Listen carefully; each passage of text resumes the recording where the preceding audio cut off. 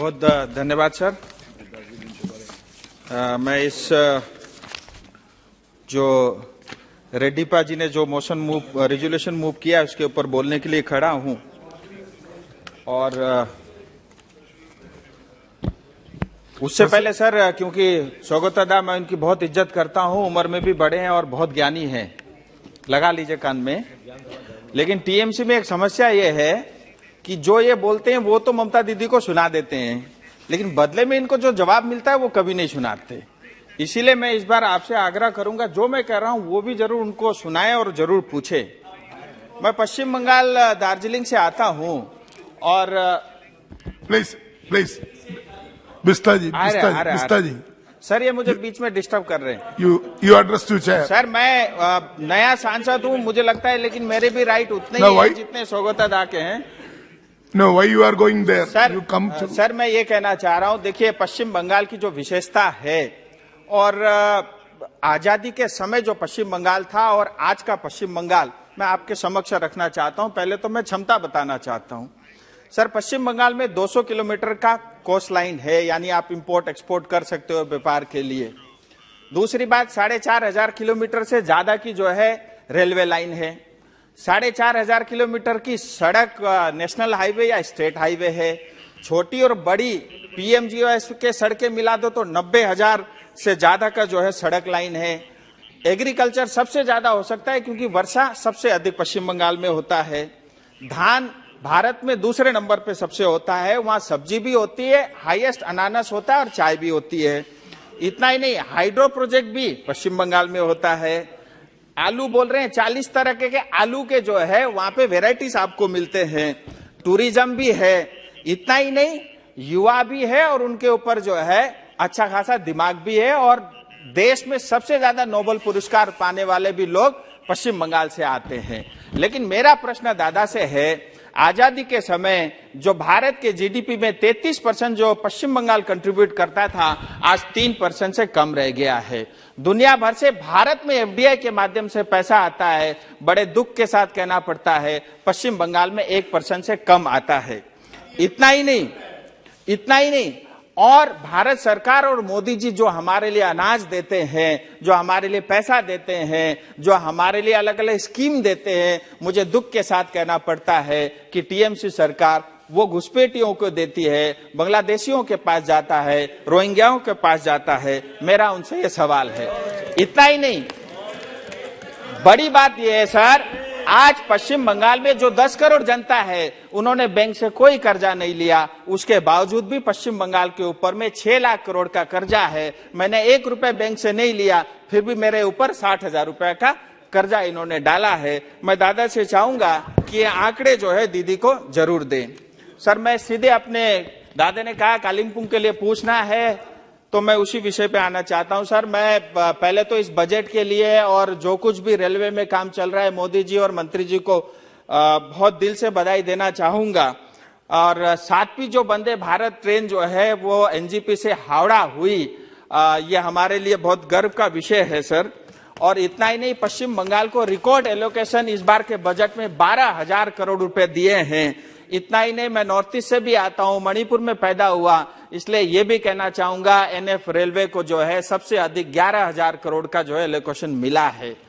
पहाड़ी क्षेत्र से आता हूं और दार्जिलिंग की खूबसूरती ये है सर, एक तरफ नेपाल, एक तरफ भूटान, एक तरफ बांग्लादेश और जो है 50 किलोमीटर की दूरी पे चाइना है। बॉर्डर इलाके के लिए, वहां तक ट्रेन जाने के लिए और बॉर्डर इलाके के डेवलपमेंट के लिए, रेलवे लाइन के लिए 1,20,000 करोड़ का जो है बजट रखा है, उसके लिए भी मैं भारत सरकार को बधाई देता हूं। अमृत जो है भारत स्टेशन स्कीम के अंतर्गत पश्चिम बंगाल में 93 स्टेशन अपग्रेड हो रहे हैं, उसके लिए भी मैं बधाई देना चाहूंगा। इतना ही नहीं सर, सेबोक से लेकर के यानी गैंगटोक सिक्किम का जो रंगपू है 42 किलोमीटर की रेल लाइन बन रही है, उसके ऊपर भारत सरकार 10,000 करोड़ रुपए खर्च कर रही है। और उस 42 किलोमीटर में करीब 40 किलोमीटर इलाका मेरी कॉन्स्टिट्यूंसी में आता है और इससे हमारे क्षेत्र के लोगों को बहुत फायदा होगा और आने वाले समय में वहां पे और बहुत सारे विकास के कार्य इसके माध्यम से जुड़ेंगे और युवाओं को रोजगार मिलेगा। एनजीपी का स्टेशन है, मॉडर्नाइजेशन के लिए 350 करोड़ रुपए एलोकेशन हो गया है और उसका टेंडर भी हो चुका है और काम जल्दी शुरू हो रहा है। इसके लिए भी मैं भारत सरकार को बधाई देना चाहूंगा। मैं ज्यादा समय नहीं लूंगा, कुछ थोड़ी डिमांड थी सर, क्योंकि सब लोग रख रहे हैं तो मुझे लगा ये मेरा भी अधिकार है, इसके लिए आपके समक्ष जरूर रखूंगा। वंदे भारत ट्रेन जैसा सिलीगुड़ी से हावड़ा चलता है, ऐसे ही हमारी जनता की इच्छा है कि एनजीपी या सिलीगुड़ी से गुवाहाटी के बीच में भी एक वंदे भारत ट्रेन हो। सिलीगुड़ी स्टेशन, गांधी जी भी वहां गए हैं, हेरिटेज है, उसको बचाने के लिए जो है अच्छा, मंत्री जी बोल रहे हैं कि उसकी घोषणा भी हो गई, यानी वंदे भारत ट्रेन गुवाहाटी और जो है सिलीगुड़ी के बीच में चलेगी। सर आपने बोल दिया, ये बुलेटिन निकल गया, वापस नहीं आ सकता। इसी तरह सर मैं ये चाहूंगा कि सिलीगुड़ी जो एक हेरिटेज स्टेशन है उसका अपग्रेडेशन हो और नए रेलवे लाइन जैसे सेवक और रंगपू के बीच बन रहा है। मेरी जानकारी में यह है कि अल्टीमेटली रंगपू से गैंगटोक जाएगी और गैंगटोक से नथुला तक, यानी नथुला बॉर्डर तक हम लोग पहुंच सकेंगे। इसी तरह सिलीगुड़ी से कालिंपोंग, क्योंकि कालिंपोंग ब्रिटिश के समय में सर कालिंपोंग के पास तक जाने का जो है गेल खोला बोलते हैं, वहां तक था, अभी वो पूरी तरह जो है तबाह हो गया है। तो जनता की इच्छा है सिलीगुड़ी से कालिंपोंग और मिरिक को जो है नक्सलबाड़ी से जोड़ने की भी योजना चल रही है, इस काम में तेजी लाया जा सकता है। और सर तिस्टा से लेकर के बिजनबाड़ी पश्चिम बंगाल के सबसे बड़ा ब्लॉक है, शायद दादा को भी जानकारी में होगा। अगर और एक समय सबसे ज्यादा पूरा व्यापार जो है सिक्किम से लेकर पश्चिम बंगाल वो पहाड़ी क्षेत्र का वहीं होता था, केंद्र बिंदु होता था। तो तिस्टा से बिजनबाड़ी के बीच में जो है रेलवे लाइन हो। और सर एक बड़ा विषय है, ये पूरे हिंदुस्तान में एक बहुत बड़ा इशू है, जो रेलवे लाइन या रेलवे के जमीनों में बहुत कई 100 साल से लोग वहां पे बसे हुए हैं और असमंजस की जीवन वो जीते हैं।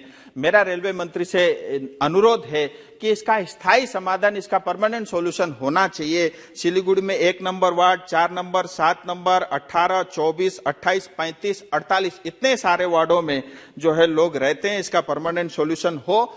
और टीएमसी जो एनजीपी के अंदर में जो सिंडिकेट राज चलाती है, अवैध कब्जा कर रखा है, उसको भी बंद हो। अंत में डीएचआर की बात करना चाहूंगा। सर डीएचआर दार्जिलिंग की आत्मा है और डीएचआर के बगैर जो है दार्जिलिंग अधूरा है। यूनेस्को की मान्यता मिली हुई है, 150 साल पुराना उसका इतिहास है। सर डीएचआर की आज जो स्थिति है बहुत अच्छी नहीं है, बहुत ही गंदे कोचेस है। मेरा आपसे निवेदन है कि कोचेस जिस तेजी के साथ परिवर्तन होने चाहिए उस तेजी के साथ नहीं है। स्टेशन अपग्रेड होना चाहिए दार्जिलिंग का, करसंग, सोनादा और घूम का। और वहां पे जो हिल में, क्योंकि 95% लोग जो है नेपाली में बोलते हैं, लेकिन नेपाली में साइन बोर्ड नहीं है, नेपाली और हिंदी और जो है अंग्रेजी में साइन बोर्ड होने चाहिए। वहां पे जो भी जॉब निकलते हैं सर, क्योंकि लोकल लोग उस टेक्नोलॉजी को समझते हैं, जो ब्रॉडगेज वाले आप दार्जिलिंग में ले जाके बिठा दोगे वो समझेगा नहीं, क्योंकि उन्होंने जीवन भर उस रेल को देखा है। तो उसी पीढ़ी को मिले, उनको प्रायोरिटी मिले तो इससे अच्छा होगा। तीनधारे में वर्कशॉप है, उसका अपग्रेडेशन चल रहा है। तीनधारे में ही एक छोटा अस्पताल है रेलवे का, मैं मंत्री जी से निवेदन करूंगा कि अगर उसको अपग्रेड कर सके तो हमारे क्षेत्र की जनता के लिए बहुत उपयोगी होगा।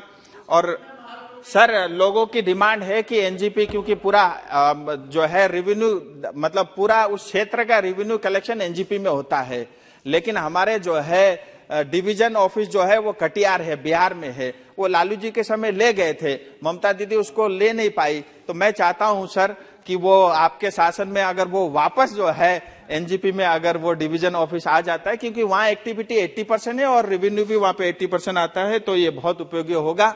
और अंत में मैं एक बार फिर भारत के प्रधानमंत्री और मंत्री जी को बधाई दूंगा।